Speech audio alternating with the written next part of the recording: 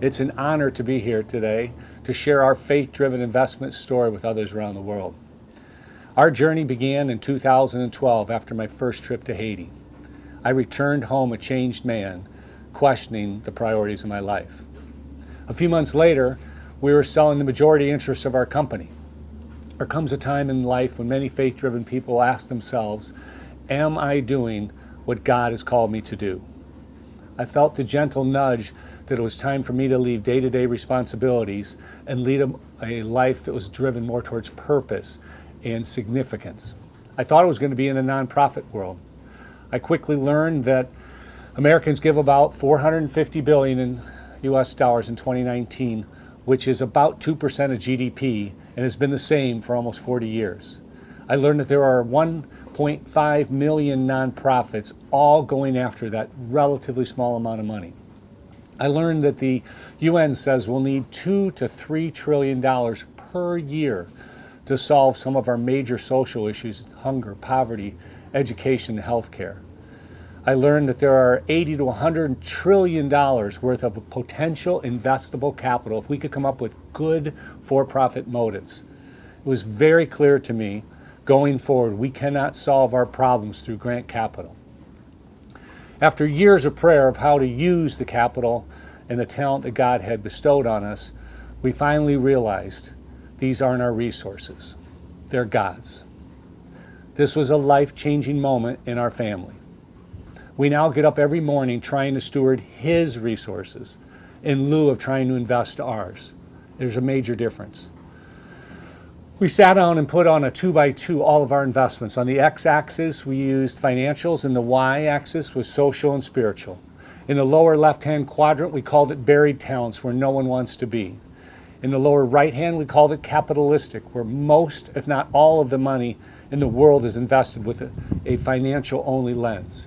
In the upper right-hand quadrant, which we called maximizing talents, is the ultimate quadrant, where everyone wants to be in a 2x2, the winning quadrant. And then in the upper left-hand quadrant, we noticed we had investments there. How can this be? These were investments that our family loved to share with others when they asked for examples. After much debate, we called this the Spirit-Led Quadrant, because it's clear you can't be in this quadrant if you're looking at financial-only returns or driven. It has to be coming from the Holy Spirit. So what's different about this quadrant?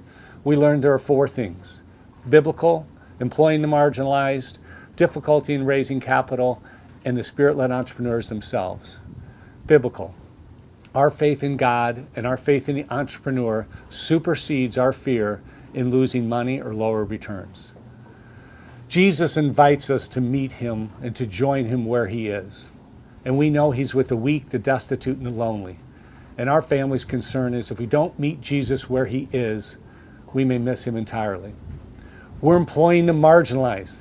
Those are people that lack employable skills. They're returning citizens. In the developing countries, they're hard to reach rural areas where they don't have job opportunities. They're the uneducated or undereducated, and they're women taking care of their families. The third area is difficulty in raising capital. Normally, you're not going to see a strategic buyer come in and buy these companies or private equity firms backing them. We do most of our investments here as loans in this quadrant. And third is the scaling is not the leading objective. Survivability and sustainability is. Next is Spirit-led entrepreneurs. They care about impacting humanity way more than they do about financial returns.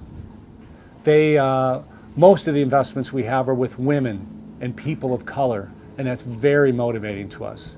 Spirit-led founders are just incredibly humble people. They just care about serving the poor, and being around them makes us better people. Most of us aren't naturally wired for this I sacrifice, we win philosophy that Praxis has presented to us. Is called the Redemptive frame or the Redemptive investment philosophy. You're swimming against the grain, as I would say. Most people start in that upper right-hand quadrant. It makes the most sense. And any time you slightly move to the left, it's very, very difficult. Our entire lives, we've been programmed to seek high returns, short period of time with low risk. When you're in the Spirit-led investment quadrant, it's higher risk, lower returns, longer periods of time. The Spirit-Led Quadrant, however, is the perfect place to start in our opinion. There's over $1 trillion currently in donor-advised fund and foundations.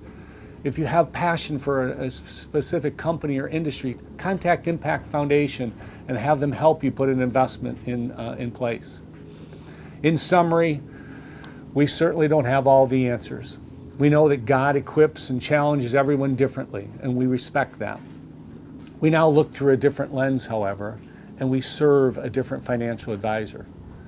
We believe that Jesus would not just invest in the upper right-hand quadrant and look for just 20% returns. We believe that faith-driven investment goes across both quadrants, and it's no longer sacrificial to our family. It feels like the right thing to do. We're targeting that half of our investments will be in the upper left-hand quadrant and half will be in the upper right-hand quadrant. In closing, we all know that grants won't solve our social issues going forward.